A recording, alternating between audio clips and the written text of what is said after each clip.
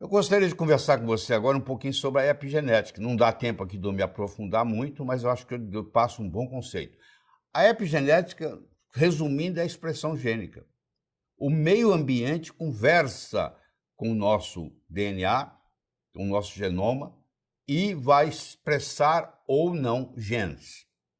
Pode expressar genes bons e mandar calar a boca genes ruins, ou dependendo do meio ambiente, da sua alimentação, do seu estilo de vida, fazer o contrário. Mandar os genes bons calar a boca e deixar os genes ruins se expressarem. Tá? Então, não é a mudança do DNA. Não precisa mudar a ordem do DNA.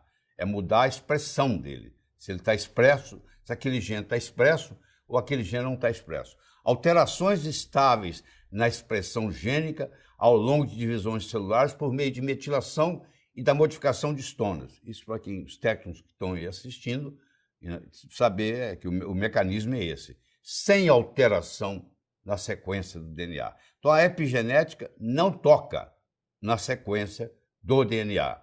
Essas alterações podem ser transmitidas às gerações futuras. São coisas que acontecem de forma hereditária sem ser genética. Se a sua avó era fumante, você tem mais predisposição à asma. Isso está estudado na literatura, está comprovado. Não é porque houve uma mutação no DNA da sua avó, não. É que houve uma expressão gênica diferente, expressão gênica essa que passou da sua avó para sua mãe, para o seu pai, e passou para você.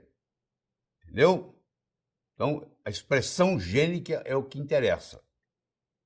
Eu tenho aqui uma analogia para lhe dar. Eu tenho aqui um computador, que, aliás, eu estou usando um aqui, e eu estou usando um software que se chama PowerPoint.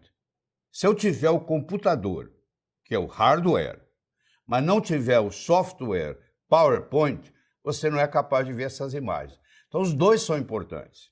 O hardware, que é o nosso genoma, e o software, que é o nosso epigenoma. Então, essa é a melhor analogia que eu faço para você. Tem o computador e tem os programas que estão dentro do computador. Eu preciso da máquina e preciso da programação. A máquina seria o genoma. Está lá estruturado. Agora, qual dos genes que eu vou expressar ou deixar de expressar, isso é o epigenoma. Aqui, por exemplo, tem duas irmãs gêmeas idênticas, univitelinas, têm exatamente o mesmo DNA, têm o mesmo genoma, mas têm epigenomas diferentes. Tá? Apesar de ter o mesmo genoma, o epigenoma é diferente. A epigenética sobrepuja a genética. Acreditava-se até bem pouco tempo que a biologia era controlada pela genética.